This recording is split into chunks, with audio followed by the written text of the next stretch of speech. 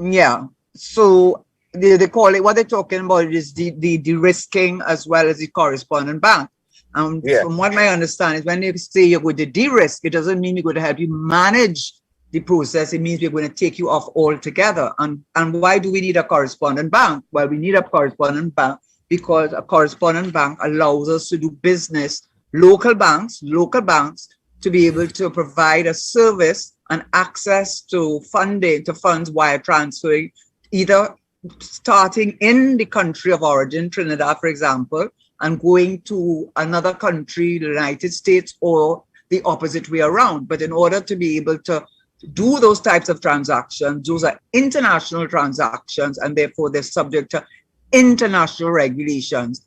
And so what while the Prime Minister, I'm sure he really was trying to make well, understandably not to make much more of it, but he knows it is a critical issue.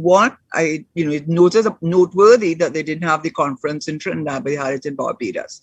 The Americans were there, and it's noteworthy that soon after that conference, it's according to the news, he's gone to Washington to discuss that very same topic for 4 days, de-risking in the correspondent bank. I was also pleased, very, very pleased to see that he is going to be going to Guyana, I think, to deal with agriculture and hopefully to develop our agro-industry. But staying on the topic, clearly Washington, D.C. is going there. And for Trinidad and Tobago, it is, from my point of view, trying to be as careful as I can be, most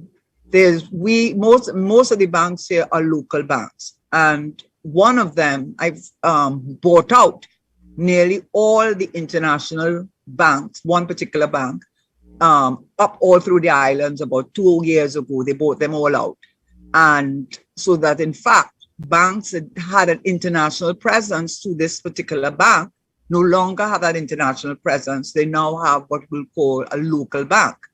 And so it not only affects Trinidad, but it affects, I think it's eight Eastern Caribbean islands that they went and bought out the interests of I would say the bank, Scotia Bank, which is an international bank. So I doubt they have to deal with a correspondent bank because they are an international bank. So so that to me, that raised an issue in and of itself. Not so much that Republic Bank wanted, well, that was who it was, wanted to acquire these banks, but the fact that Scotia wanted to come out. And the whole problem which people have to, no matter how they twist it or they try to make light of it or to use euphemisms, it is clear, particularly given the Prime Minister's travel, I feel he's been summoned to Washington actually, is that they are clearly very unhappy about how the regulatory infrastructure is being complied with in these local banks.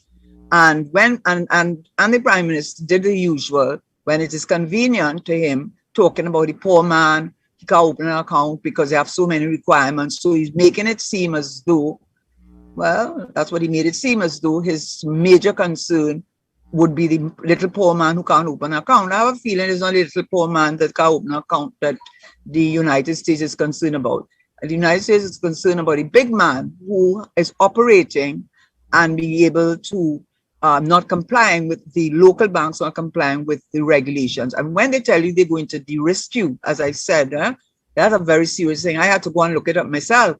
When they say de-risk, they are not saying they're going to help you get it right, They're telling you they are going to stop doing business with you. And that, I mean, what will happen? How would it happen? What will happen to our access to the international financial market? So it's a very, very serious business. And one would be being idealistic or naive, deliberately so, not to think that the message that is being sent here is not that the poor little man can't open an account because the regulations require so much. What it is saying is that the international banks are dissatisfied with the quality of our compliance with the regulations governing transfers, particularly wire transfers. Karen, so, yes. Let me ask you, because you're dealing there with some of the bigger parts of the issue, and some of it may even potentially be to the side of the solution. Yeah. But our listeners say, Yeah. explain to them what the risking really means. Would it impact their credit cards? Would it impact getting sending forex, receiving? Yes. So let me give you the definition, which I don't think I can do better than this. The risking is when it's used by when domestic banks use its services to transact either from the originating bank or complete a transaction in a foreign country, and it is used to gain, this is the key part, which is clear, used to gain access to foreign financial markets to serve international clients without having to open branches abroad. It is used for wire transfers. It's used, of course, you're talking about honoring credit cards. It is when they de-risk you, they are not doing business with you. And if they are not doing business with you, then it means that, well, I don't want to, I think a banker would probably be the best person to go into the details of all that it involves. But what it does mean, what it is clearly saying to me, is that the international banks, United States, they are concerned about the regulatory compliance of the local banks. I'm focusing on the local banks.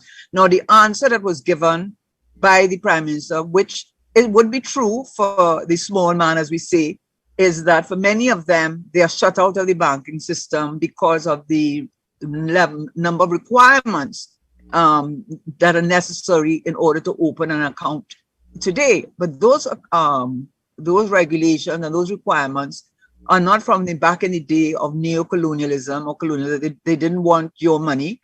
It is because we're living in a different era of digitalization, an era of financial action task force, an era of money laundering and financing of terrorism, an era of the Bitcoin, an era where you're seeing money moving on almost seamlessly, and in the case of cryptocurrency, without regulation and financing criminal activities. And that is another thing. I wanted to ask the Prime Minister, how does he determine who is a criminal? Because that is another side. I wanted to ask him who he determines, because he was talking about the spyware. So we're very careful about what they said, you know. And I mean, we're going a little bit off the point, but I want to know, that is one of the reasons that they give, you know, so they can, that is why the international regulation, the Financial Action Task Force and the Caribbean Financial Action Task Force have the ability to blacklist you, have the ability to grey list you, have the ability to do a number of things if they feel that you are not sufficiently compliant with the regulatory structure. Because I don't know if you remember, but in 2008 and 2009, that global financial crisis, the root of that was the level of deregulation, not in the banks, but in investment banks like Lehman Brothers, Bear Stearns. That is where... And that is when they came up with economic easing to correct that problem. Right. But what I'm saying is deregulation, and that is why they had to put more regulations in place, because it allowed the collapse, which we're not going to go into. So the point is, lesson learned from that. And we are living in a world in which the criminals are cyber criminals. They're moving money across borders almost invisibly. So that this conference that they had, and in fact the Prime Minister is going to discuss that same topic in Washington, D.C., means it is of serious concern to the Americans. And as I said, a lot of the local banks, one in particular, has expanded its footprint into the Eastern Caribbean territory, other islands, and we need to be concerned about that. We had for some time, it was a major talking point in this country for some time. I don't know, I want to make sure I'm pronouncing it well. Was it FATCA? What's that? I don't know. FATCA, don't worry, I wouldn't be able to correct it either, but it's, well, we're dealing with ABC Phonics, it's sounding right to me. It's all right to me too. Now, what Yes, part that had to play with our possible shortcomings in this matter? well, if I recall, it had some requirements that you had to, if they wanted, if you had a green card, they didn't only, although they really focused on persons who had dual citizenship, it also applied to persons who were holders of green cards. And what it did is that it required not, you don't ask, you were required, if the bank abroad asks for information from the Board of Inland Revenue in relation to a particular client, that is the financial information. It is not a question that you could or you may or may not. It was compulsory and mandatory that information was made available. So there was a lot of, I don't know how it has been handled recently, but certainly that was the concern that was expressed, that now, whilst maybe the Board of Inland Revenue here may be a little less, maybe more forgiving or less, more lax, or whatever word you want to use, ascribe to it, when you bring in the Americans, they send you to jail very easily for tax evasion and tax avoidance, and also to determine whether in fact the way in which you're using your money is a way in which is above board and not involving criminal enterprise. So that was the whole issue with the factor, as I remembered it. And the reason why we had to comply was that we would have been blacklisted, and blacklisting would mean that, and for foreign direct investment, I mean, if you want criminals to come here and do business, well, okay. Well, it's a good thing for them to go and look and see that we are being blacklisted. But if you want to develop investment profile that encourages foreign direct investment of the kind that you want to encourage, you definitely do not want to be blacklisted, because blacklisting carried with it means that a lot of the banks will not do business with you, will not facilitate your correspondent bank, the wire transfers, etc. You get a bad reputation, and you can't afford that. We certainly can't. So I think a persuasive factor, if I remember, I'm subject to correction, but a persuasive factor would have been that they had given us a certain number of months, and then they extended it a little bit. But the extension, by the end of the extended period, if we had not complied, we would have been blacklisted, and that would have had a big impact on anybody doing business with anyone in Trinidad and Tobago, from the big man to the little man. But from our recollection, we had fulfilled that requirement in relation to the deadline. Yes, and I told you why, because it's like a lot of the legislation, the thing about legislation, which I hope I'm not sounding like being so cynical, but I suppose I am somewhat cynical. The thing about it is, oftentimes a government, and I would include, when I was there, the Financial Intelligence Unit, we were under pressure to pass our legislation. Oftentimes, governments, and ours certainly, are going to push through legislation, but you have legislation on the books, like the POCA, Proceeds of Crime Act, a number of pieces of legislation that either have been assented to, but have not been proclaimed, or only parts, because they haven't got any regulations, because they have not implemented it, but they can tick the box off and say to the powers that be, the international powers that be, that we have passed the law, the revenue authorities passed, the gambling legislation is passed. It's one thing, the procurement regulation or legislation has been passed, but it's one thing to say you have passed something, is another thing to see implementation, and also to see the results of that, because the intention there is to deal with the so-called white-collar crime that is played out on the streets of our country. Karen, was it fair? America, the leading country in the world, we've been doing what we have been doing here, our banks, for quite some time.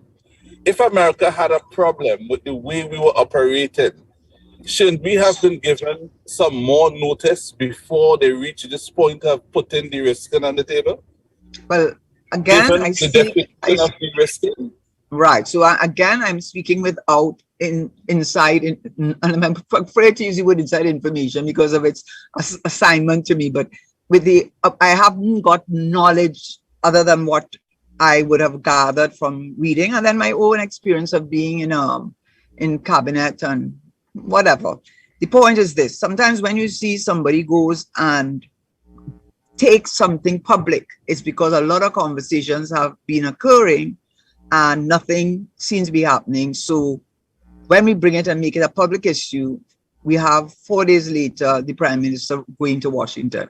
I don't know how long they had been raising that issue, but, and I know they have these conferences, but I think it was, it was a very directed, very targeted conference that basically was saying that you're not complying and you are standing in risk of us de-risking you.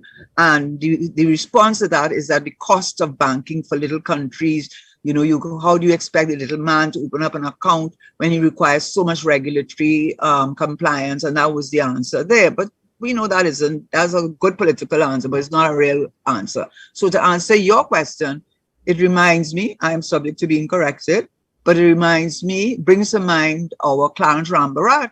I am sure it's been weeks, certainly because he said he had a report and he sent it to the Commissioner of Police. I'm sure in cabinet and other meetings with the Prime Minister, he probably was telling the Prime Minister the problems he was experiencing in agriculture, all this problem. I'm sure he was talking to him about it. And sometimes when a person gets, I am not saying that is the case, but what was the case is that it's rather peculiar, unique that you would come out in a public setting on a radio station that would have not as large as 1 or 2, of course, but have a listenership, and say that you're giving a report to the Prime Minister. So once you have done that, once you have made that move, you're putting pressure on him. Now, is it the Prime Minister, you're doing that just like that, or is it because you have spoken and spoken and spoken and you feel no, they're not listening? So, well, I'm going to say it and let the country know that the Prime Minister has a report too.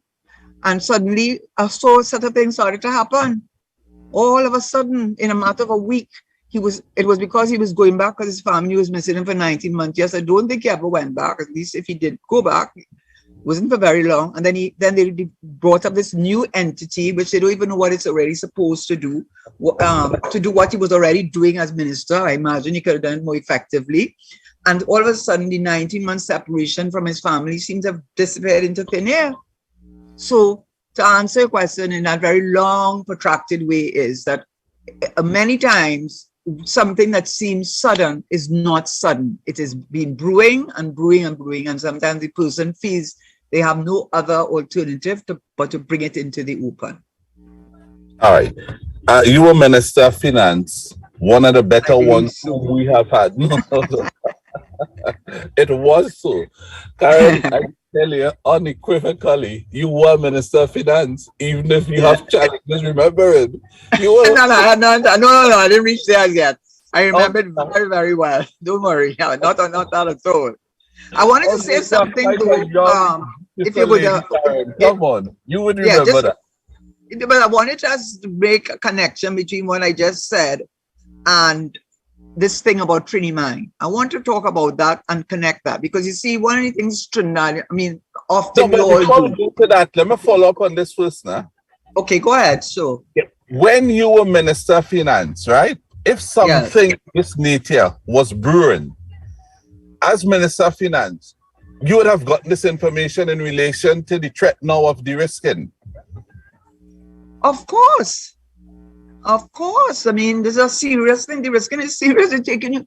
That has a big impact on how your country, not an individual, how your country can transact international business, move money from one country, for me to be able to wire transfer money to whoever, to pay a mortgage or to pay for some investment abroad or whatever it is. It's an absolute.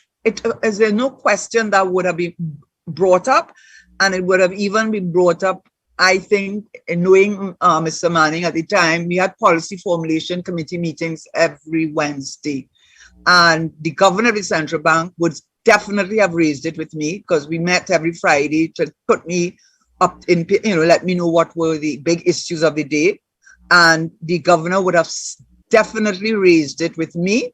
And he would have raised it with me, and he probably would have sent me a memorandum raising it with me, and then I would have had to it would not have just sat there. No, it would not have sat there.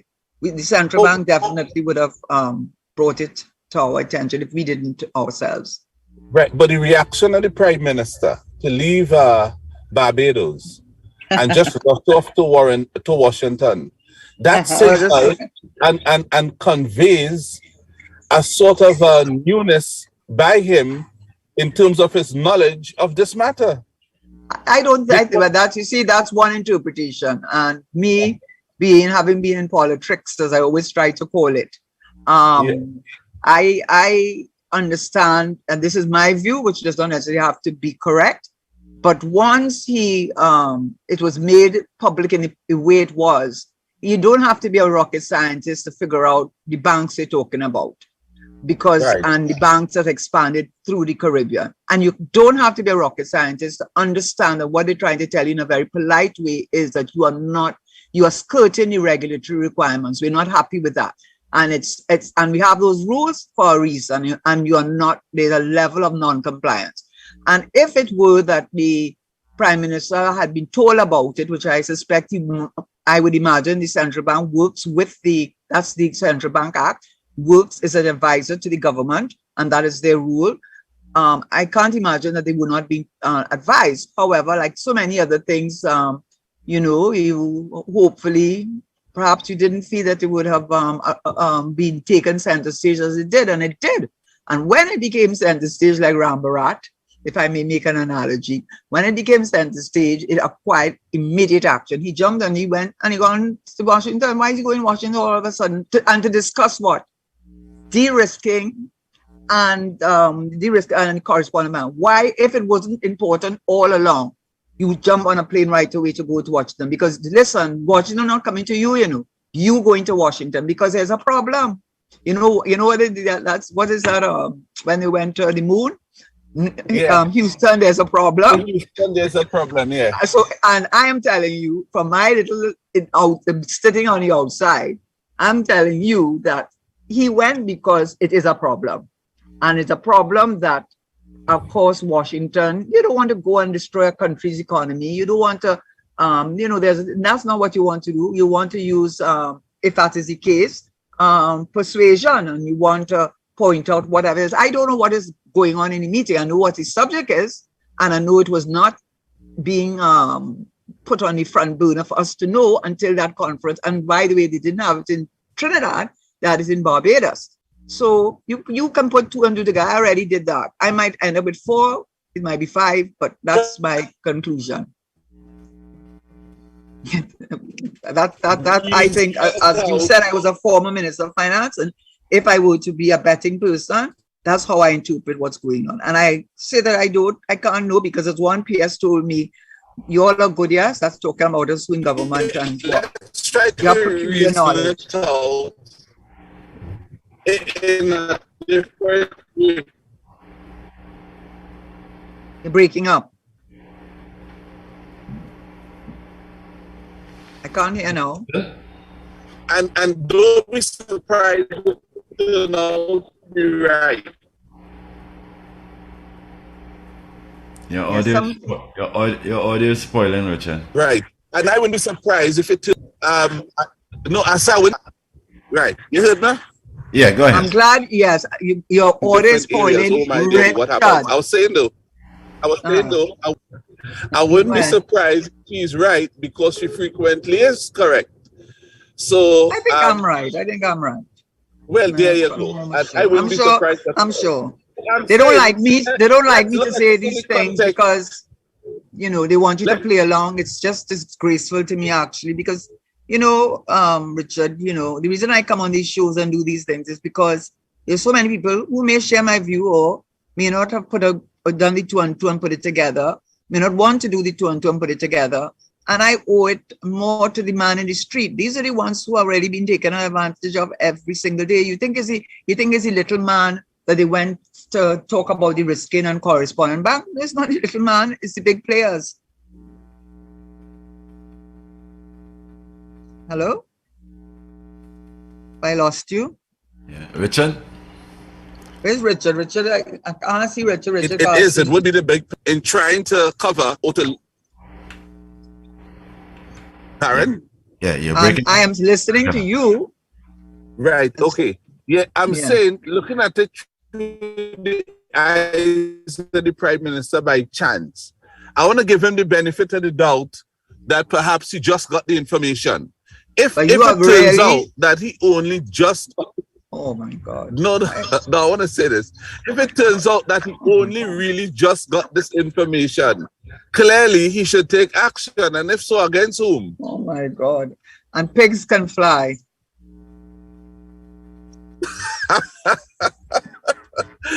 But I will go with what you said. What I said makes sense. What you're saying is not mean you understand. He's a politician. He has been summoned to Washington. Why all of a sudden this whole movement of all of a sudden we're hearing about de-risking and correspondent bank? Why are they coming out? I mean, I think we have massaged the topic a lot. So I am pretty certain that it is a serious issue, and that is the reason why having been brought out into the public arena. And I suspect it was done so because they were not getting the kind of response that they wanted. It was made public in that meeting, and off he is to Washington. And if I'm wrong, I won't be the first. If I'm wrong, he can't really be too angry because, you know, this government has really put people's sense of trust to a test. I stopped. Where are you, Richard? You're giving your technician a lot of trouble, eh?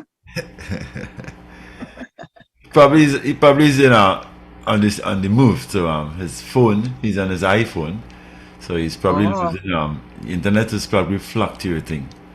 Okay, well, yeah. Yeah, Richard, are you there?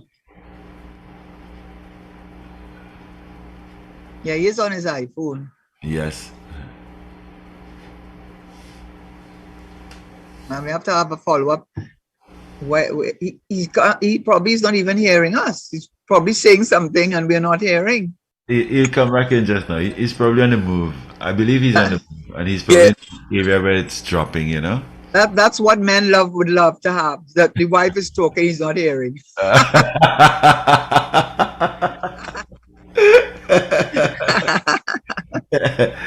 Oh Lord. Richard, are you there? Okay, I've lost him completely now. Let's see how. Okay, well, I can just say that when he comes in, I will stop. Yeah. I'm waiting for him to come in because I prefer that he lead me off on the topic, which is this whole idea of cryptocurrency and it being introduced into. He's back. Yeah, he's back. He's online. Okay, Richard. Yeah. Richard. He's talking, but we're not hearing him. And it's not on my end, huh? No, it's on his end. We're not hearing him. I want the public to know that.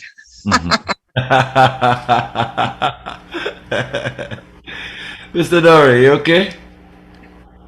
Oh boy. I'm sure he's in an area where the signals are bad. Okay, but what I was... go ahead. Yeah, go ahead. Yes, but I was hoping that he'd be back, and once he's back, we can revert to whatever he was going to ask. But I thought a natural follow-up to this whole issue of de-risking and correspondent bank is this offering by Answer McCall Bank of cryptocurrency. And cryptocurrency, well, let me just say it's unregulated more or less. And also, I'm not saying this is what you do your reading on it. It is used as one of the mechanisms for money laundering and for financing terrorism because the persons are anonymous and you can move money around without being subject to regulations and you enjoy anonymity. And I find for Trinidad and Tobago that is already struggling with our corruption perception index at 40%. Our ease of doing this, all the challenges that we face with the crime level that we have in this country, much of it. Right. Are you back, Richard? Your audio is very poor, Richard. So I will continue until he sorts himself out. Yeah. So when you look at all of those factors, and now you're reading about the risking and correspondent banks, and maybe, I don't know, I wouldn't call it a threat, but certainly concerns, then why have a bank, a local bank, dealing with cryptocurrency? And if that were not enough, then I read about Trini Mine. Now, my concern with Trini Mine is they're going to, and a big to do about it, to mining Bitcoins. Now, I went to look it up, the amount of energy. We are starving for natural gas. We don't have coal in this country. We don't have oil. We're going about 60,000 barrels and we are exporting it. Our needs in Trinidad is 30,000 barrels, so they say. But when you look at Bitcoin, it's and this is from Cambridge University. It says you mine 24 hours. I don't know exactly the technicalities of it, but you're using a computer. It's 24 hours a day. And it consumes more than the power that is needed for the whole of Argentina in 24 hours. The cost of a transaction for every Bitcoin or transaction is equivalent to $200 in an energy bill. It is equivalent to, I went and looked it up, I looked at a BBC report in 2021, $8.6 billion were money laundered for criminal cash, particularly for drug dealing. This is from I'm not making these figures up. And that, in fact, Tesla CEO says he's no longer accepting Bitcoin for vehicle purchases because of and what is attached to the Bitcoin. The Bitcoin is attached to money laundering, to deregulation. I also found from, I think it was New York Times that reported this. In the process to create a Bitcoin, you and spend or trade is more than the electricity used by Finland annually with a population of 5.5 million. So in a country that is struggling for natural gas, for the downstream industry, Point Lisa's industrial estate, where we're making the money with methanol and urea and potash and whatever they're producing, and also the LNG trains 1 to 3. I cannot understand how cryptocurrency could be used in this country with all the challenges that we have with crime in this country and corruption, which the Prime Minister himself said Trinidad is a corrupt country. He himself said it. And using and introducing a so-called diversification product, which is going to consume that level of electricity. Where is it going to come from? And who is it benefiting? I cannot understand. It's called Trini Mine. I mean, I think I don't understand. I obviously have misunderstood the entire process, and I do not understand it, because for the life of me, I cannot see how this government could allow this thing called Trini Mine, which needs natural gas, because we don't have coal, or I don't know, and the oil, the little bit of oil we're using that to get some foreign exchange, right? So you bring here something that's already questionable and using up the kind of energy that is going to require. It baffles me. I really think I don't understand it. But did you see that? Did you all read? It was in the papers, and they were very proudly standing up in Tartil Building, talking about Trini Mine. Yeah, and how they're going to mine Bitcoins. And anybody can go after your show and look up what I am saying about the amount of energy used. In fact, I remembered last year, towards the end of last year, when oil prices started to go up. One of the key events that occurred was in Texas for two reasons. One, because the weather was colder than it usually would have been during that time, so they needed more natural gas to keep houses warm. But I remember actually seeing them showing you 8 electrical, I don't know the terms because I'm not familiar, but 8 electrical sources all lined up going to one building.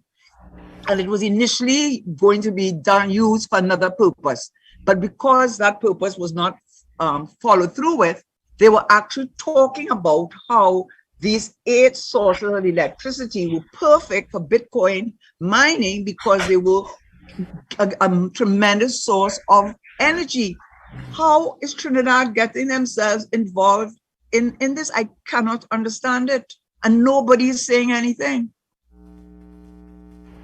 I tell you. Well, Karen, what I'm going to do now, I'm going to break away for the news at 5. And let's hope that Richard sorts out his link up with us, because it seems as though he's having internet problems. I think he's on the road. I'm not sure. So it might be problematic linking with him when he's in certain areas. So let's do the news. And when we come back, we'll continue. Okay. Thank you. All right, great.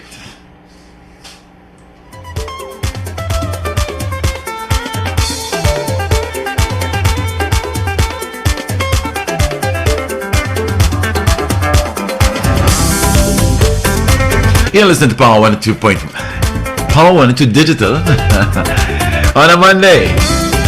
Our special co-host today, Mrs Karen Nunez-Teshiera, along with Richard Noray. So we're going to continue on the other side of the news at 5.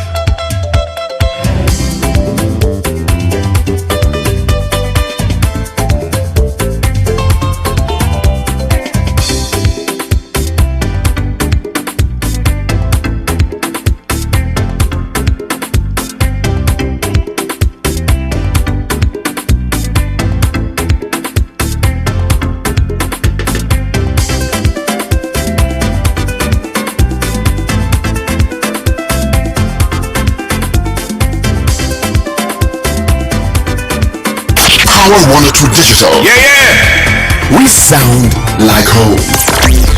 Power 102 Digital. Streaming 24/7 on power102fm.com and on the Power 102 Digital app. Power 102 Digital. This is your news bulletin from Power 102 Digital. With your news to 5 p.m. here on Power 102, I'm Sparkle McIntosh. Good afternoon. Acting Commissioner of Police MacDonald Jacob intends to speed up the push to get more officers to use body cameras on a consistent basis as part of their operations in the fight against crime.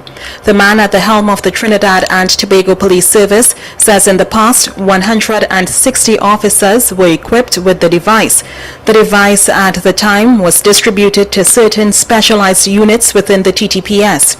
Speaking on the Power Breakfast Show here on Power 102 Digital today, Mr. Jacob stated that recently the TTPS acquired 1,100 body cameras and training in the use of the devices was carried out with 50 officers from the Highway Patrol branch. The Trinidad and Tobago Police Service respects all religious groups in Trinidad and Tobago. This position was vocalized by Acting Commissioner Jacob when he received information that police officers allegedly desecrated a tent owned by a Muslim group. The act allegedly occurred in Rich Plain Diego Martin last Friday while officers were searching for a suspect in the murder of a police officer. Acting Commissioner Jacob has noted that he takes these allegations very seriously, as officers must respect all religious groups as they conduct their duties. The National Trade Union Center claims there are inconsistencies contained in the Ministry of Health document entitled Standard Operating Procedures. NATOC says it will highlight this development and the implications it could have on all citizens of Trinidad and Tobago. The trade union says it has reviewed the SOP and discussed it with other interested parties. In a media release, NATOC said it will do so at a news briefing on Tuesday morning. The University of the West Indies St. Augustine campus is recommending all persons educate themselves about intellectual property rights and value. World Intellectual Property Day will be celebrated on Tuesday. IP refers to creations of the mind such as inventions, literacy, and artistic works used in commerce. IP is protected in law in various ways, including copyright, patents, and trademarks. The Faculty of Law at the UWI says it is raising awareness of this critical area, especially for the creative industry in Trinidad and Tobago. Dominica Prime Minister Roosevelt Skerrit is leading a 5-member delegation for an official visit to Cuba. Prime Minister Scarrett will receive the Order of Jose Marti, named after the Cuban national hero who became the symbol of Cuba's struggle for independence, during his two-day visit, and will hold talks with President Miguel Diaz-Canel. Prime Minister Scarrett says Havana had provided significant assistance to the island's health and education sectors, noting that the majority of doctors there are Cuban-trained. The board of Twitter has agreed to a $44 billion takeover offer from billionaire Elon Musk. Mr. Musk, who made the shock bid less than 2 weeks ago, said Twitter had tremendous potential that he would unlock. He also called for a series of changes, from relaxing its content restrictions to eradicating fake accounts. The firm initially rebuffed Mr. Musk's bid, but will now ask shareholders to vote for the approval of the deal. I'm Sparkle McIntosh, and those were some of the stories making the news to this time here on Power 102. Up to date and credible. Power 102 Digital. The Afternoon Power Drive. Weekdays from 4 p.m. on Power 102 Digital. Escape the city and conduct your meetings and business activities at the Cascadia. Our modern conference rooms are the ideal space to facilitate innovative and productive meetings. Corporate packages include spacious conference rooms, Wi-Fi, food and drinks, and meeting equipment. The way we conduct business is changing, and we at Cascadia understand your changing business needs. Contact us to discuss your package. 623-3518 or 798-5730 or email marketing@cascadiahotel.com. Do you need to get work done on your vehicle?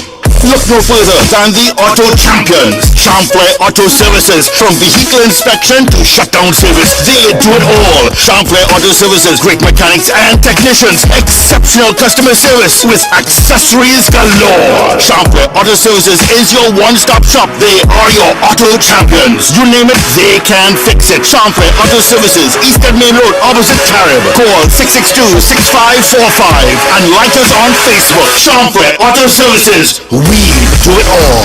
Yeah, go check them out, and many thanks to you, Steve. Lock the savings at Furniture Plus. Shop and save big on Sealy, Serta, and therapeutic mattresses.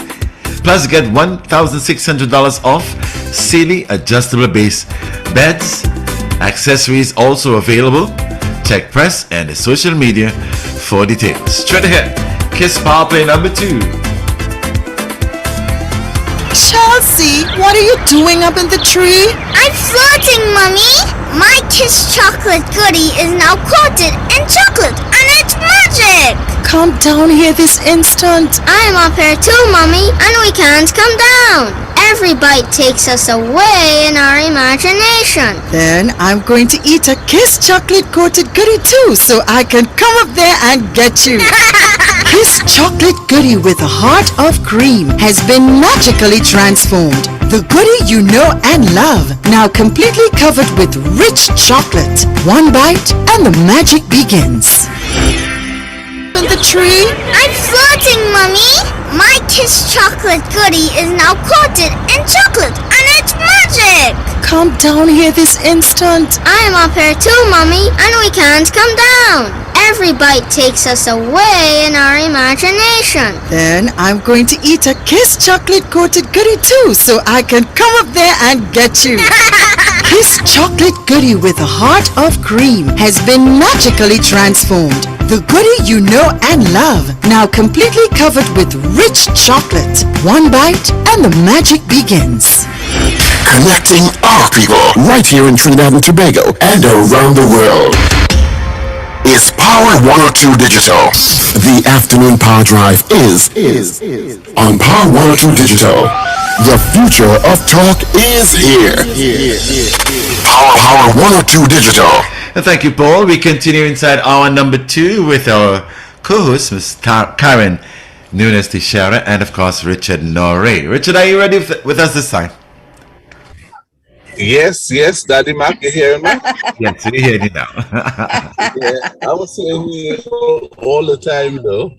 Yeah. So I guess the Richard. problem was I was hearing you. Your audio is, Again, giving you trouble. yes. And I don't know where you are, Richard. I just don't know where you are. But can I make a point? Can I make a point that would in relation to what Richard and I were speaking about when he said that, don't you think it's possible that the Prime Minister may not have had any previous idea that the situation was in terms of the de-risking, that was a challenge or threat? Well, it just so happens, while I was waiting to come back, but I think I lost it.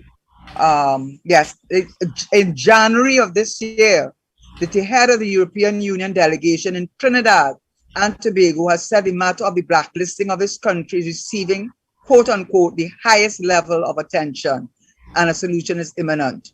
Ambassador Peter Cavendish told the Express during an interview at his office last week, the matter has been receiving the highest level of attention. Right.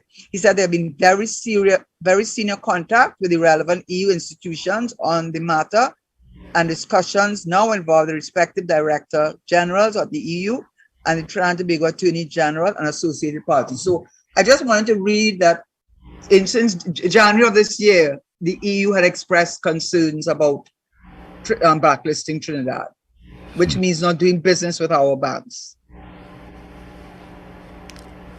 Richard, are you that is quite interesting, because what you have now done is produce what we can consider to be evidential support that there may have been a problem that was not, considered as it ought to have been for quite some time. Well, what it is, but you see, it will never not be a matter that you won't be looking at, because once they form the Caribbean Financial Action Task Force, which is outgrowth of the Financial Action Task Force, which is most European countries, one of the reasons that a lot of the Eastern Caribbean countries, won't call names, got themselves into trouble with their banking or offshore banking and had to close down a lot of those businesses, was because of this, what they call grey listing and blacklisting. So the idea of of us being monitored and being reviewed on a constant basis, not only by the Financial Action Task Force, the big body, but the Caribbean Financial Task Force and the European Union. So the question of reviewing and understanding what's going on in the world of terrorist financing and money laundering is not something that they've ever put to rest. What probably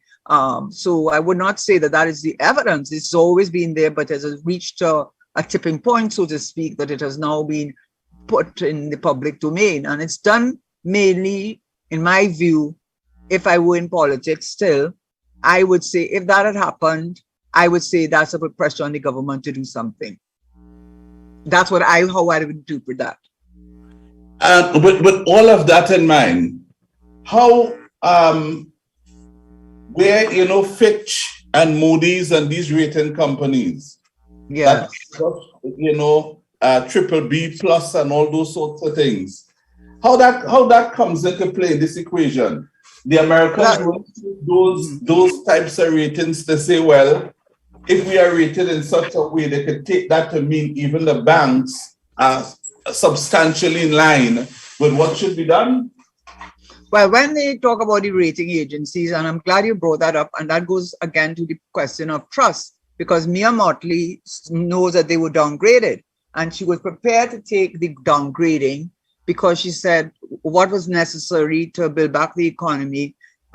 She could not allow the downgrades from these rating agencies to prevent it from doing what was necessary, even though it would mean a downgrade. So what the downgrading does, and by the way, when we were in office and we had the global financial crisis, and then we had the CLICO issue and the CLF issue, we had to make a trip up to New York to, I believe, to Standard & Poor's, who had put us on watch, not on watch, as to whether to downgrade us. And what it really means is that your ability to repay a bond. So a government goes and borrows money on the market, usually from, it could be domestic market, the banks here, which will come together as a consortium, or to go on the international market. And depending on your grade rating, it will tell you whether it's risky to lend and at what rate you should lend, because those kinds of bond issues are long-term, 10, 15 years, and it's usually for large infrastructural projects, whether it's a hospital, building a highway, with a substantial period of time.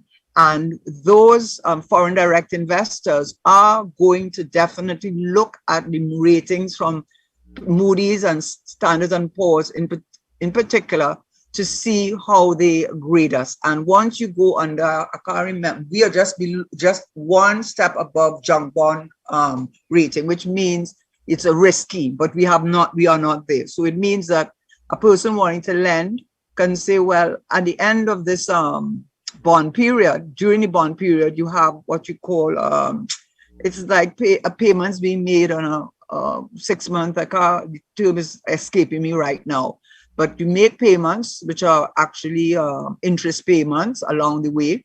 And at the end of the bond period, you pay the principal, which is what happened with with redefining, which is why the Prime Minister said he had to close it down, because a bond payment of how much was coming up and they wouldn't be able to make it. So you make the payments, and at the end of the day, of the 10-year period, you are supposed to pay back the principal that you borrowed and have paid your interest along the way. And what happens is that if Standard & Poor's and Moody's give you a bond rating, a low rating, depending on which institution it is, then it sends a signal to people that the economy is not doing well. And even though that's not what they aren't saying, but they're saying, listen, we are not that confident that this country at the end of the bond period or during the life of the bond is in a position to pay the bond or the interest on the bond. And that's not good. But it made me think of Mia Motley, and she said, well, she's taking her downgrade because she is focusing on, I guess, building back the economy that suffered from the tourism, etc. And the people support her. And I will say one more thing on that issue of trust. In fact, when I was looking up this whole thing about the Heritage and Stabilization Fund, which, by the way, has lost $1.8 billion, even though our minister has said because the investments are good, it always comes back up, but it's now lost $1.8 billion, according to what I have read. In Norway, they have said the reason why they are prepared to pay very high tax because they trust the government. So a major part of governance of a country is the trust and confidence that whoever is at the helm has the interests of the national community. So the bond rating is important for sure. And you want a good bond rating. The better the bond rating, the better it says that your economy is doing well. And the more that people would say, well, I can make an investment in this country. So have I explained myself? I don't know. Quite clearly. Let me ask, the Prime Minister, when he goes on trips, and other prime ministers as well, it's not limited to this one, they come back home with news of success. You know that, right? Yeah, but yeah. They tell you they just saved the country from falling into an abyss of overwork. But if I didn't do what I had to do, what would have happened? So I rescued the country, I rescued all businesses in the country. I have to laugh because go ahead. We have been written off the financial map. All our commercial activities would have been cut off and discontinued, and Trinidad and Tobago would have wrap up like one of those gyros that somebody could just take down the road, and that would have been it for us. But because of his intervention, that is not the case, and he's pleased to report that all is well with Trinidad and Tobago. I tell you, saviors we have. So, since we know, and I'm looking forward to that speech. I don't know if you're looking forward to that. You're expecting that speech. I expected that, yes. And I'm calling it deeply disappointed if you don't get it. So I would want to measure what the country and our listeners should take as success when that speech is being made. That's a good question. Yes. That's a really good question, Yeah. What should we look forward to hearing to conclude that what we are being told at that time is a measure of success. You know what should people, we expect? okay, you know what people need to do more of, which is, you know, if they really want to, and they don't have to look at all what they call the macroeconomic indicators. That is what they use, like inflation rate, unemployment rate, your gross domestic product, real GDP, all unemployment levels, poverty rates, all of them. When you are able to compare, and you can do that by going to the central bank, they have a lot of the indicators, and they go back as far as 1991 from my checking. You can also go onto the CSO website, and that is a good indicator. Why do I say that? If the unemployment in just by way of example, in 2018, before COVID, okay, so maybe that's not a better example. Okay, so in 2018, unemployment rates were say 5%, and in 2019, before COVID, it goes up to 8%. Because I'm using this as an example, that alone should tell you if there's that unemployment, it means, of course, unemployment has a specific definition. It means people who are actively looking for employment during a specified period. So it's not, it has a specific definition. But if that unemployment rate goes up, then you could, under your own, despite whatever they're saying to you, that something is happening in the economy, that people are losing jobs. So not just reading this one got retrenched, that one got retrenched, they're retrenching this one, they're looking at retrenchment. You can actually look at figures and put data to it and say, well, things can't be that good. Another good indicator, very good indicator, is this too. So I'm saying this to you, to your listeners. When you look at I think it's the Minister of Finance, gleefully, because he does speak in a gleeful manner. He said that the economy had, the revenue had increased by $5 billion since in the last quarter, or something like that. And he's not incorrect. But what he's not telling you is that what he's using is what is called, I don't want to get people confused, I'll just say the GDP. What is the value of the goods that are produced in a particular period, a 1 year period, the value, which I think I used that example last week.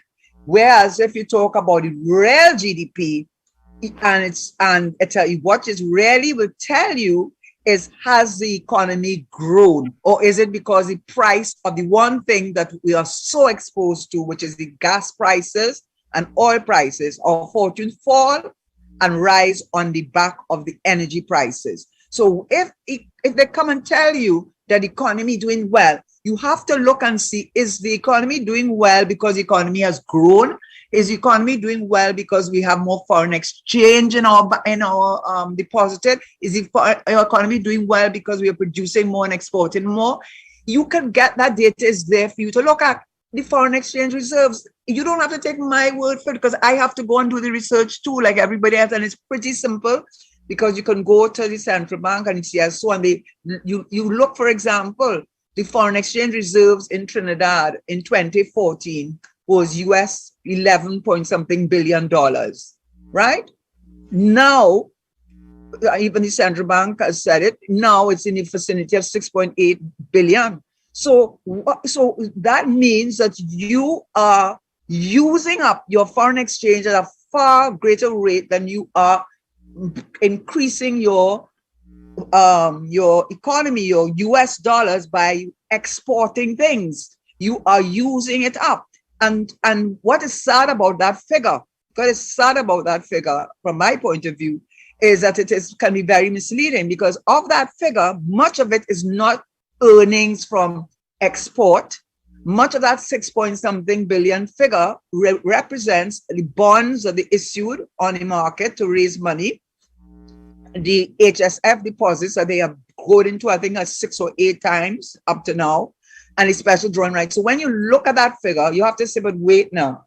In 2011, we had $11 billion in the bank. That is, it covers 11 or 10 months of import cover. Now we are in 2022. Okay, even before we reach the COVID of 2020, we look at 2019, but it was hovering around 6-point-something billion. And then COVID was used as a big excuse to why it kept coming down, but at the same time, you kept depositing money from the HSF, issuing bonds, which is taking on debt, which has to be repaid, and your special drawing right, which all countries enjoyed from the World Bank. So how much money have we really earned as a country from export? Are we earning, or are we going to find ourselves in trouble like a lot of other countries? Then we have to ask ourselves, but wait now, the inflation rate is, I'm telling that's your thing. They can look at this, the inflation rate. You look at the inflation rate. Now, if the inflation rate is very high, you have to look at what else is happening. If the economy is doing very, very well, you could say it's overheating if the inflation rate is very high, because there's more demand for goods than there are goods available. So prices go up, and the economy sometimes they say is overheating. So that's what they call demand pull inflation. We now are experiencing the opposite of demand pull, cost push, meaning that our inflation rate is very low. Yes, 2-point-something%. I think recently, I think it's gone up to 3%. Is in all intents and purposes, compared to the United States, which is really high now, it's supposed to be all right thing. But what it really says is nothing is happening in the economy. Nobody investing. The economy is sluggish. There's no demand. And worse yet, when you look at the key figure, which is the core inflation, when you take out what makes that inflation rate go up and down, two things. Well, in America, it's energy and food. In Trinidad, it's food. So when you take out the food inflation out of that, what they call headline inflation, all inflation, it's in the vicinity of 8%. So your cost of, and what does that mean? You're working for the same salary as you were working for last year, but your ability to purchasing power has been reduced. So effectively your salary has been reduced. So when people listen to all the old talk that they give you, you don't listen to the old talk. Facts are facts, and they will not go away. Look at things like the inflation. Look at things like the unemployment. Look at these things of foreign exchange reserves. Look at those. We look at the and another good one, if you really want to, which is, I'm going to be speaking about it, is what they call the GDP per capita, which means if you took a country of like our country, 1.4 million people, and you took what we earned in that year, the value of what we earned, not how we've the value, because of course you know the value of oil and gas has gone through the roof. So it only stands to reason that the value of our gross domestic product in natural gas and oil would have gone through the roof also. Okay, so now it's much, much better, but not because I think the government did, because of things outside of their control, outside of our control. So you look at it and you say, when we take that money now and we say every person in Trinidad, 1.4 million people in Trinidad, we are going to say GDP per capita, per head. Per capita means per head. If you were to take it and share it up among the 1.4 million people in Trinidad, it would mean that each Trinidadian could earn, I think it's about 8,000 US per year. Okay, it has fallen dramatically, by the way, from the good days of 16,000, but that is very misleading. What you need to look at, and this is where you need to educate people. Knowledge is power. Knowledge is power, is what they call the Genie Coefficient. Don't let the term confuse you. Yeah, but I will just say simply, it says, now that you told me that if I was to take all the value of all the goods produced in Trinidad and Tobago for 2021 and divide it among the 1.4 million people, they would each get this amount. That sounds great, but the Genie Coefficient will tell you how that income is distributed. In other words, it shows the distribution of our income among the population. And you end up with the last time they did a Genie Coefficient in Trinidad was in 1991. I went to CSO myself, walked in there, spoke to the head, I hope I'm not getting him in trouble. And I said, but why have you all not been looking at the Genie Coefficient? Because it really would tell you the level of income inequality in this country. Is no good telling me the average GDP is 8,000 when people going home at the end of the month working for these fly-by-night security firms and all these foreign, I don't want to call any names, but the foreign fast food companies. paying them next to nothing, their GDP is probably 2,000 US for the year. So when you use a Genie coefficient, it will give you a good indication of how the income is distributed in this country, and it will tell you the level of income inequality in this country. So what people have to do is be willing to do a little self-education, and don't worry with the politicians. They are there to win your vote. They're there to hope that they blind you with so much talk that you're not going to think for yourself. You will just take what they're saying and not question it. But that is how you will know if you're in a good place or in a bad place. All right. So I hear it. no, you hear me, right? I'm in agreement Yes. with you. I'm not seeing it today, though. Look like But because you know why? Because I wasn't seeing you. So I say, you know why that's not fair. Next time. well, let's maintain fairness. Now Okay. that you see me, yeah. Right, but I'm not ready. I look forward to how it is put ahead and do your stuff. and I am doing all of that.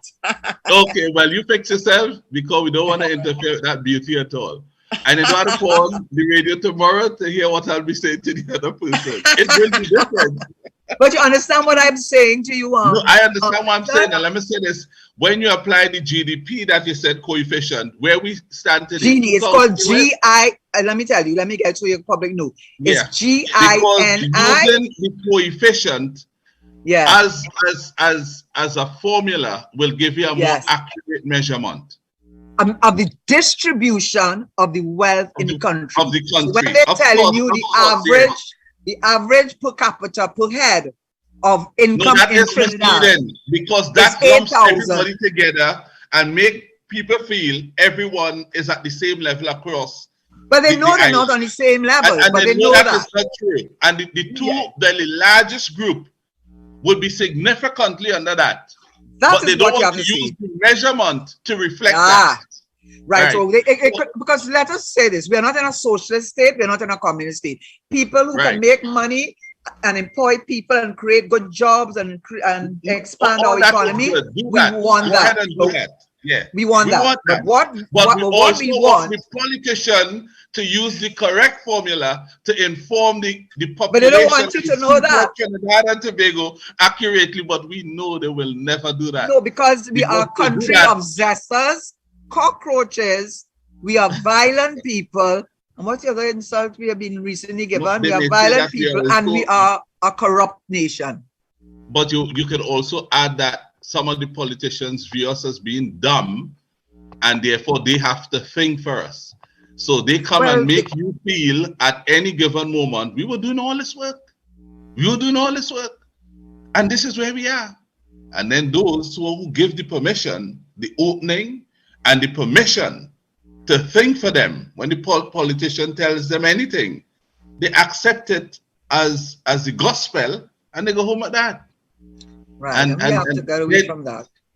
Well, that is what we are doing right now. And you know what is another thing that disturbs me, and I raised it with I raised it. I won't say it with you because I'm not trying to get anyone in any difficulty. Hot water. I said, you know, we say unemployment rate is 5%, 6%, but is that a really how are we measuring what is unemployment? Because I have a feeling there's a category called underemployment.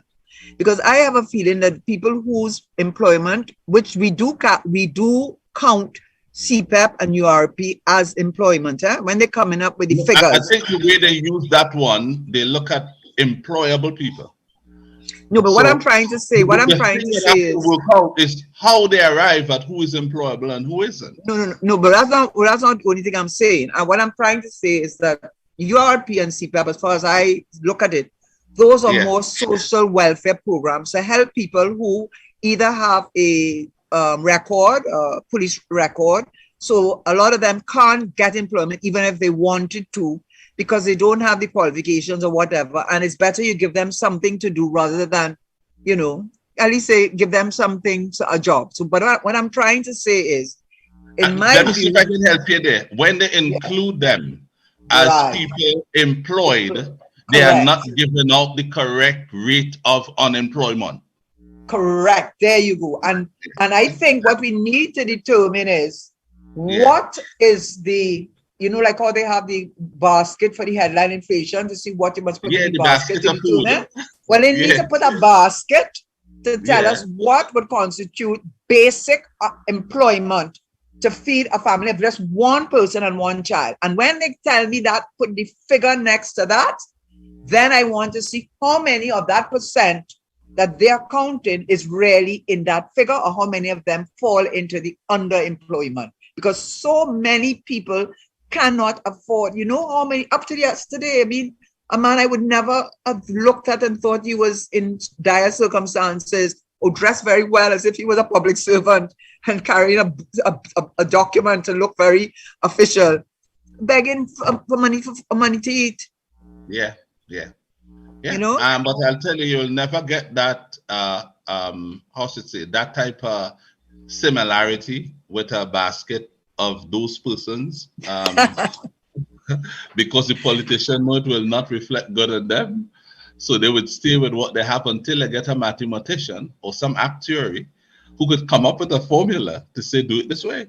And you'll be showing them numbers, and it would still come out. And Richard, that goes to the issue of accountability, transparency, and trust. See, that is what has happened. There's been such a level of opaqueness, even with every issue, which I understand in some cases the government has to be careful in how they handle matters. But there have been so many times when information comes to you in dribs and drabs, the firearms thing, then what was going on with this, they're very careful with the Pegasus. I don't know. I don't know what to believe. I don't know. They didn't get Pegasus, but did they get something like Pegasus? And then how you share the whole thing song in, like, I can't make sense out of it. And they make it become a muddle. And then they don't answer clearly on the AV drilling. They won't go to court, right? They won't go to court and let the court decide on the AV drilling thing, but pay off. So when you do things like that, you do not, and then with my number one, the procurement legislation, when you do not allow for that transparency in how you deal with the public and the knowledge, and then you will not be honest about what is driving the corruption and crime in this country.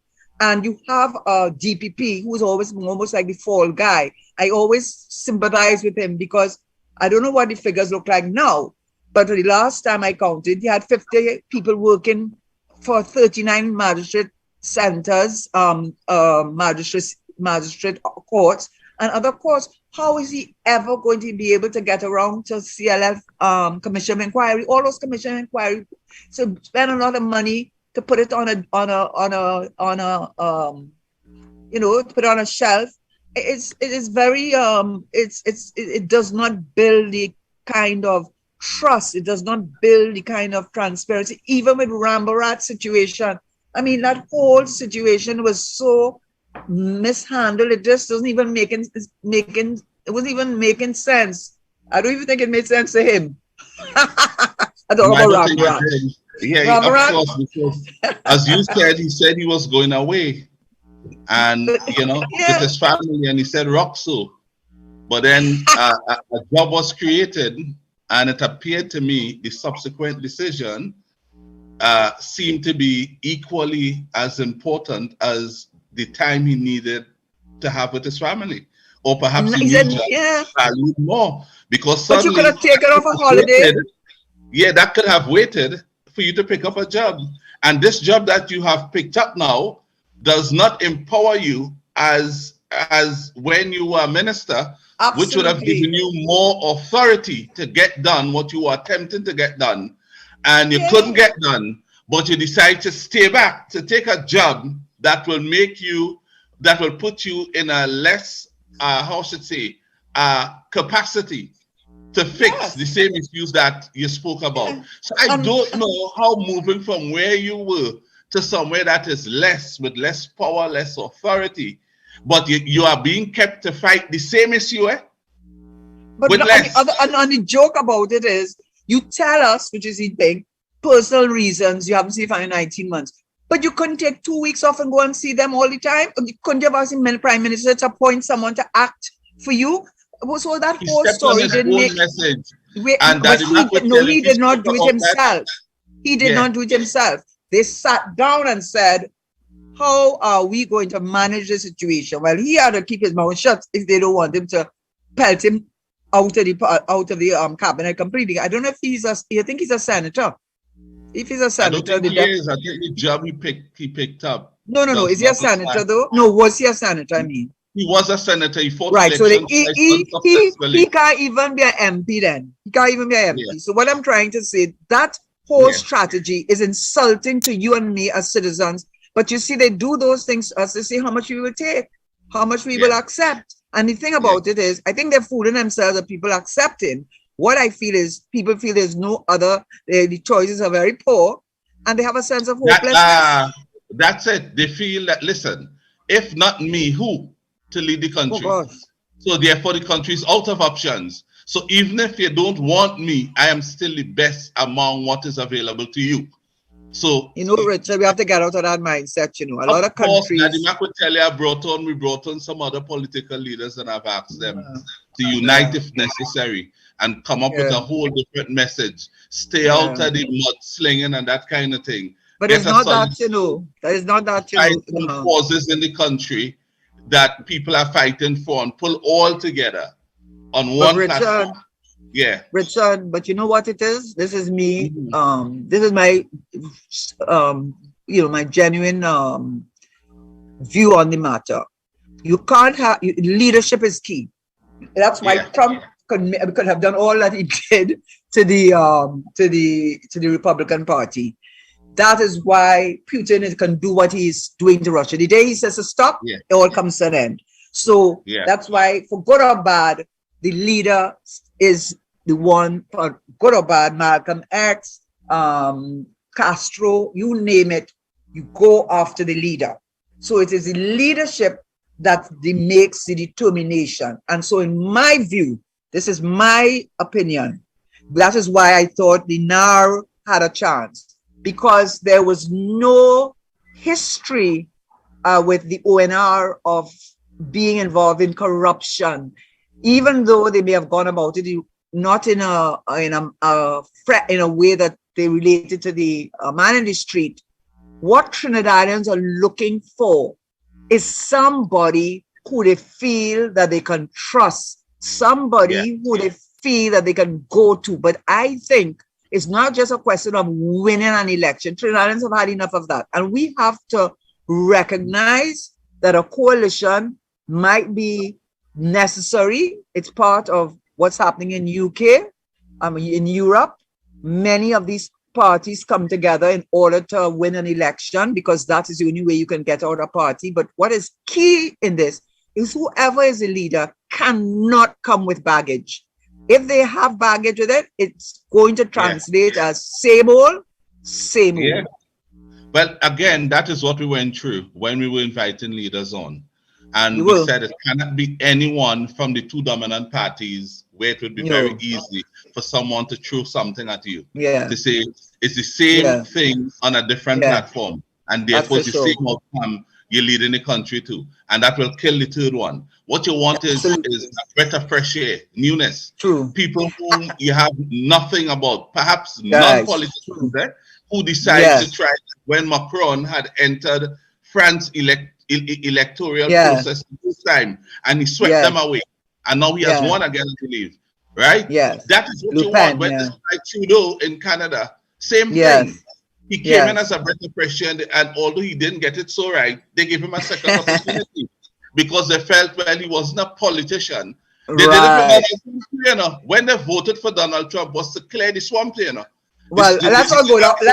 Richard, I ain't going on that story. That then the story we can't finish the conversation, because we have a big disagreement there. But what I will say is, the only person that I see, and up to now, is that young man from Tobago. The head, what's his name? Chief Secretary Farley, no, Farley as a breath of Farley. You know why I say that? But he has to be very, very careful, because the one thing they will try to do to destroy his credibility, and he got credibility, is for him to make a wrong step that people will say that he's in some way corrupt, because that's why they will give Farley a chance. Because to me, we have had two Tobagonian prime ministers, A.N.R. Robinson and the current one. So we can't say that the Tobagonian can't be here, but he has to be very, very, very careful in keeping his credibility alive, in my view. And part of the reason why I think, well, I won't talk about the PNM, which I am still a member of. I may not support the leadership, but the leader is everything. And since I doubt they support me, and I will tell you something. You made a good point about Rambarat. I'll come back to that. You are absolutely right. When you are not a minister, you better be very careful about taking anybody giving you chairmanship. I don't care how big the chairmanship is, whether it's NGC, WASA, or whatever. Because tomorrow morning, the minister will come in that office, you big chairman, and tell the chairman what he is and is not to do. And when he's saying he is not doing that, you tell him, write a letter of resignation.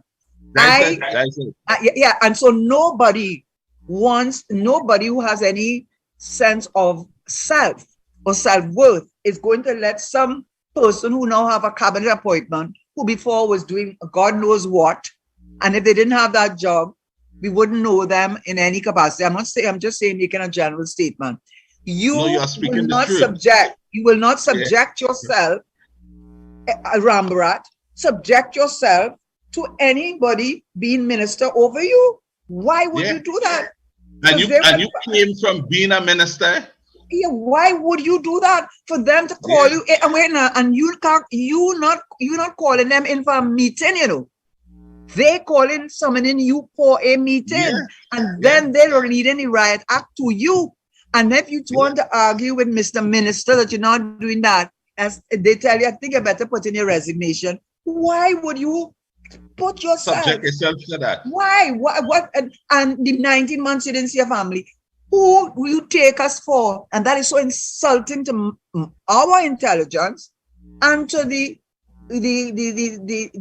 kind of trust that we should have in our leadership. That's why Mia Motley cleaned them up twice.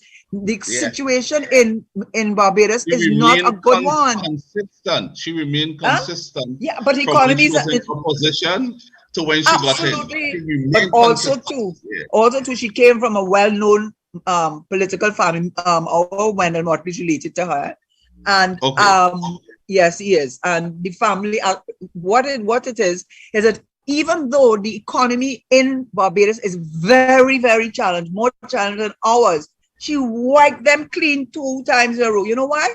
Because the people believe that she has their interests at heart. The people believe whatever she says to do, we don't have to watch her behind our backs. Now with our government, AV drilling anyone? In Barbados, you can go to sleep knowing you have a prime minister who's working for you. So you can sleep a bit comfortably. In our country, well, I wouldn't say anything more, but I don't rest. There are too many examples. There are many examples. I don't rest that comfortably. Yeah, go and get up and hear somebody. Yeah, that's sad. That's sad. You know why it's sad? You know why it's sad, Richard? Because there may be many times what he's saying is in fact the case. You know, it's not as it is what it is. But then you get it's like the child who called wolf. He starts saying, I wonder if you really know what's going on, because you know, and that's not a good feeling for a country.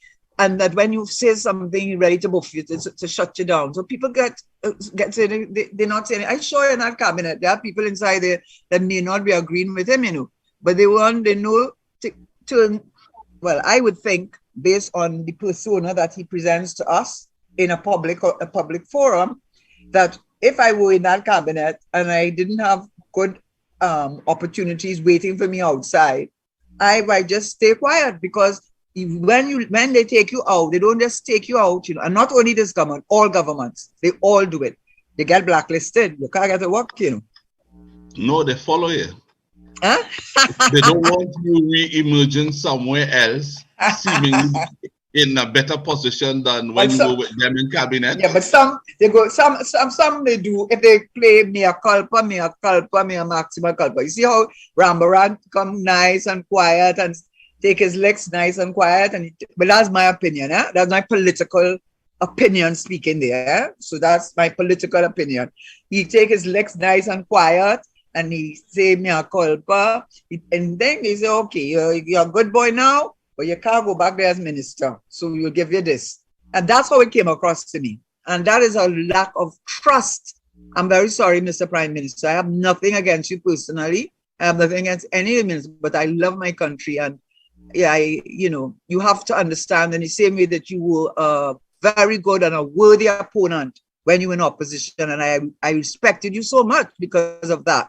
Then you have to understand that when others criticize, and they criticize in an objective way, you should be able to take it on the chin, so to speak, and be statesman-like about it. And then, you get more of our respect. Well, one of the things that I always liked him, and I must say I still do as an individual, I think he's a fine gentleman. I think I love the You looking for a cabinet position, Richard? Oh, no. But I intend to get in, but not at their hands. I intend to get in as a person who's a PNM. But okay. That is interesting. I'm telling you, I am PNM. I was elected twice, at the local level and so on.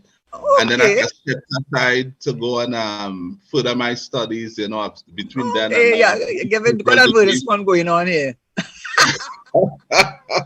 But no, you wouldn't hear somebody like me. Minister, are you listening? No, yes. Let me tell you this. Hold on. You will not hear someone like me accepting any position. That is just the whole truth.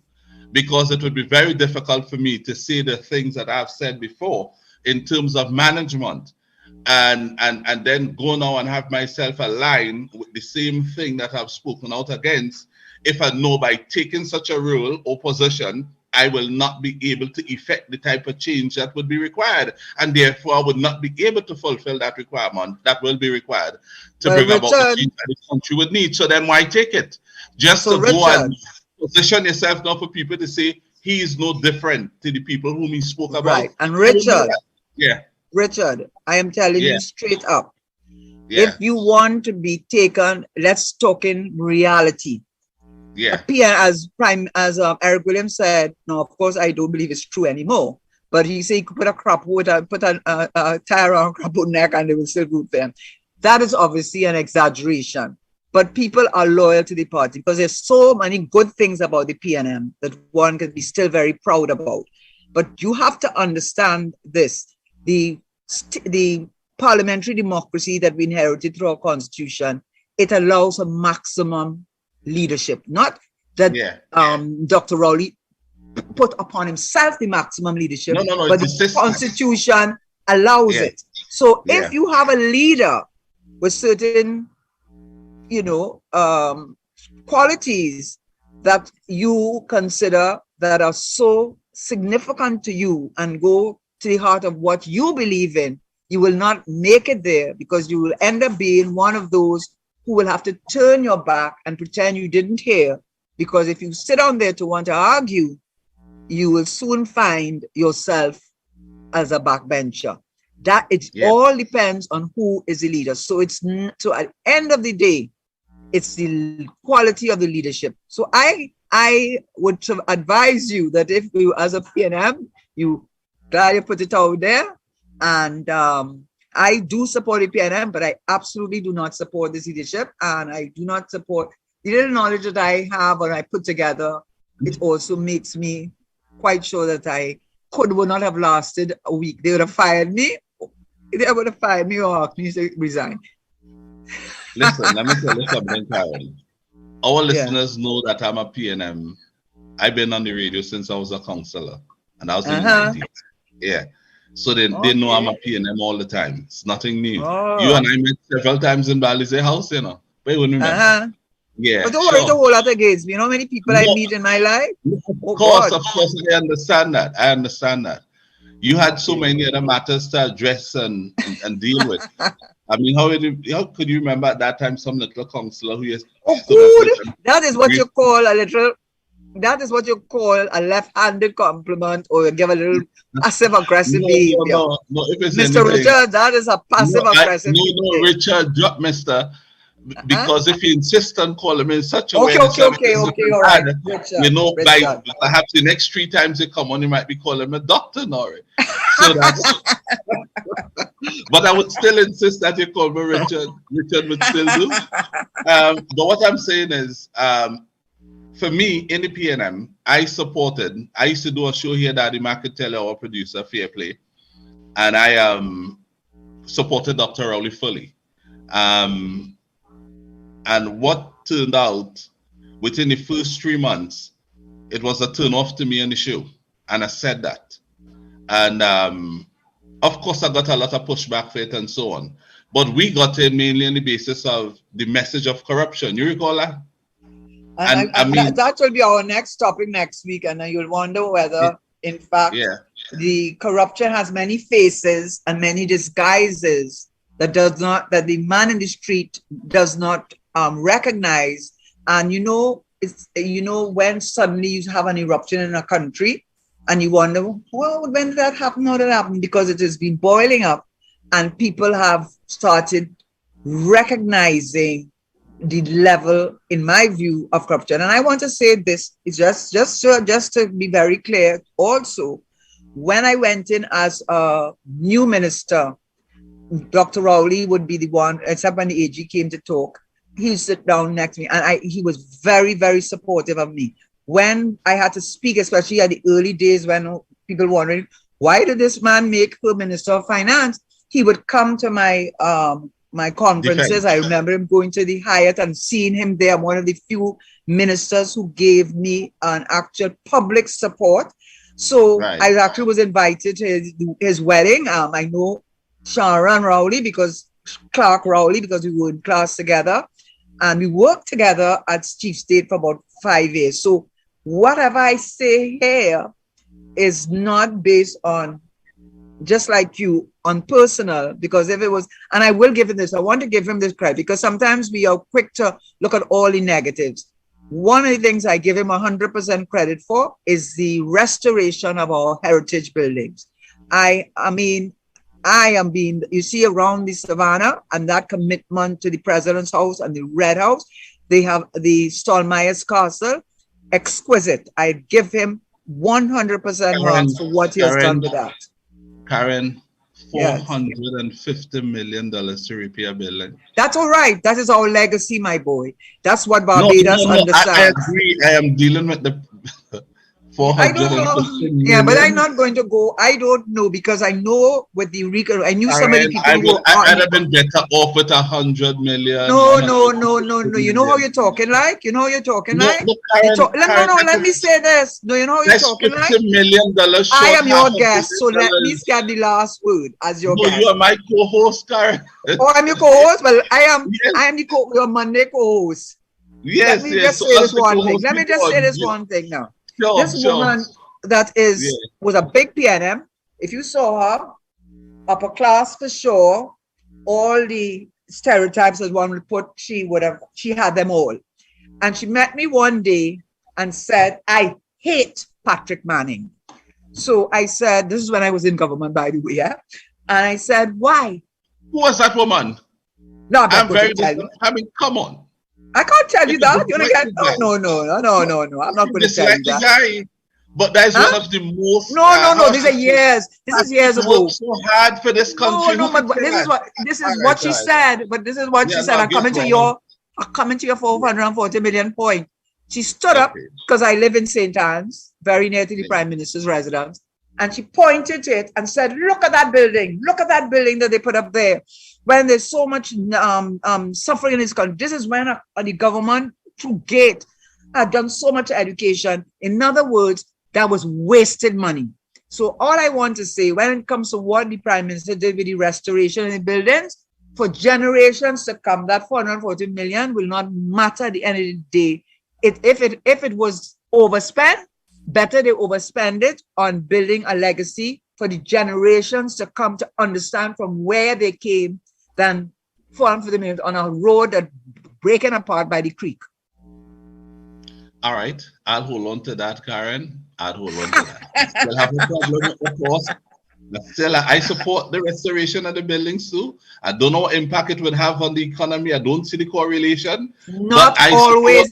It's not only because cultural tourism. Yeah. That's why your Minister of Tourism does not understand. He call it tourism and culture. He needs to put community development into the back thing and to understand the breadth and width of what he means by cultural tourism. We could talk about that next week, and then you will say that money was well spent. Clearly, you and I, we have good grounds for liking the Prime Minister as an individual, and we had good grounds. We had. I don't use my tense. Don't give me the present tense. I will use my tense. You had. I still have one of the things that I have. All right. You want to be Prime Minister or something, so you have to say that you want to. Karen, I will tell you again, as I've said before. Right here, I have not gone through all this self-development for nothing, you know. Let me share with you. I am supporting somebody to lead our party in 2025 because our current leader said he's not going to lead the party in another. That is why? Is that why? Or is it because hold on. You recall that? He said that. 6:03 and we have to go. Right. He said that he and his wife had places to go and things people to see. Right. Good. So I remember that. So which means we're going to have a new leader in 2025. I support him right to run again because it wouldn't make sense he being the Prime Minister if he intend to finish the term and somebody else is the leader. All the media will go on to the person who's the leader, and then you're going to have a lame duck Prime Minister. I wouldn't want that if I was Prime Minister. So I'd say go back for leadership now, but finish the term and call it off, as you said. So my point was, I have a person, I'm a bit old-fashioned. I had already, looked at somebody I felt could make a very good dynamic leader for our party and Prime Minister to lead the country in the future. And I've said that before. And I'm saying now again, if that person does not run in 2025, then I will make myself available to help our party move forward. That's how they say, I will make myself available. That is political speech. Now, Mr. My apologies. Richard, that's what I said. My apologies. I caught myself. So, Richard, Karen is still working on that wonderful appearance and not seeing it at all. Richard, next week. Next week. I'm gone. You know why I'm talking to you? Somebody's calling me at my door and I ignore them. So I have to go and see about my I hope you could still share with us before you run. I want to make a note of it because we had to do a show on it by Thursday. What the Prime Minister could say that I could look out for that we could consider to be enough for us to declare a victory in the context of how they normally come back home to sell it. What he could say to us that we could accept as he has saved the day for the country, the financial sector that is. Okay, and I want to say what he could say to us that we will believe that he's in. Add that to what you're saying, because I think that's an important part that we will believe. Okay? And former and future potential Prime Minister Richards. Richard, I say future potential. That was a conditional promise. That is why I said potential. You see now, you're getting too sensitive. I said potential. I just wanted to be captured accurately. That's all. All right. I'm gone. I had a good time with you. It was a no. You were going on to say what we could accept and believe when. Yeah, believe. Yeah, because I don't think. I think there's a credibility thing. Starting with the natural gas price that he negotiated in Texas with Minister Stewart. Yes. Remember, he was the number one salesman of the country. There you go. So that goes to what we can believe. There we go. But you're not telling me, Karen, what Washington could tell him that he should accept and share with us that we should believe that he saved the day. Okay. I know. I don't know about what he could tell us that Washington said to Mr. Safety. What I think he will try to do is minimize it and minimize the issue. Say that people are wanting to see the country fall apart.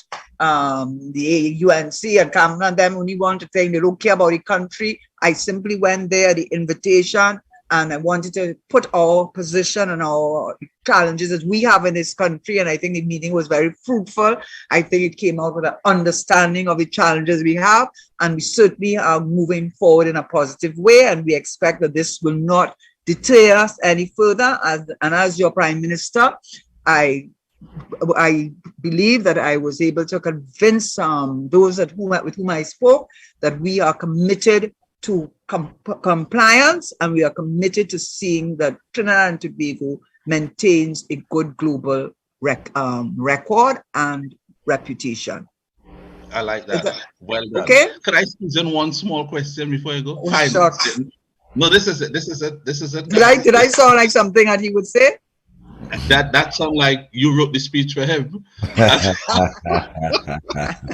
Because I'm thinking it would be really along those lines, because you can't come with really anything of a material or definitive nature to say, but that's to make it positive.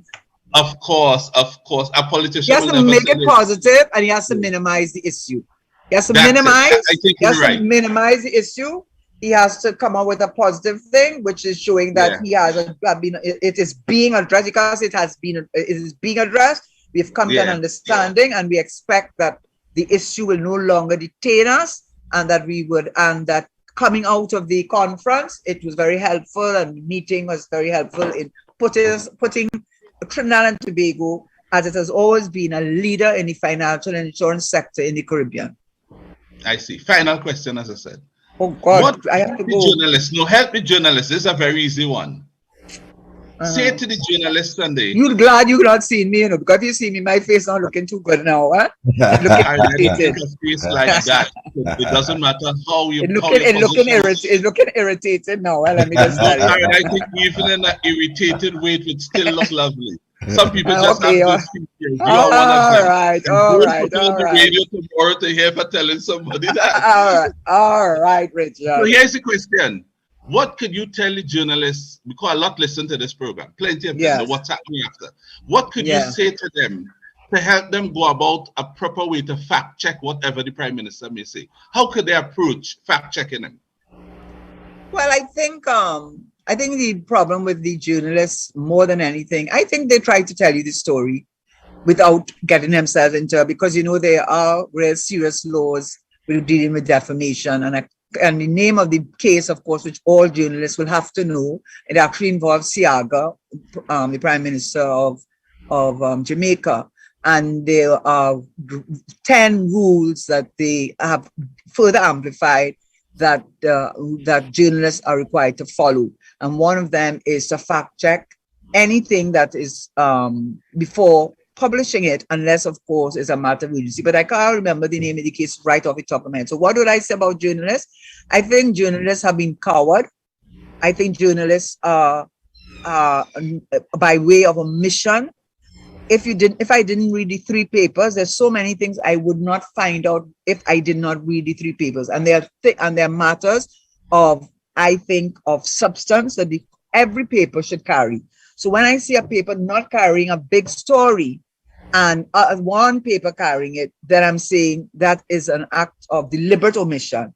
On the other hand, I think that the newspapers are very concerned about being sued and for defamation, and therefore they have to tread lightly. But I do think in the bigger picture, if you read the stories, you can pick between what they're saying and understand what they cannot come out and say, but what you can surmise from what they're saying. So some of them are doing that job. Some of them are clearly politically. I can look at the person who's writing the article and I know the slant they're going to take. But that has been the case for many years. So they lose credibility because of that. Because you're reading it and you're reading, so why are you wanting to read this thing? Because they don't have credibility. And some of the people who have articles to give their opinion, I have been disappointed by one in particular. I mean, really disappointed that I don't even read his articles anymore because he just have no respect for him. So I would say there's omission to deal with issues. I would say that they try as best as they can to let you figure out what they're trying to say, just like this issue. Look how they were quick after the meeting Barbados, Barbados. to say that the Barbados to say that he's on his way to Washington and telling you why he's there. So that's their way of letting you put your own two and two together.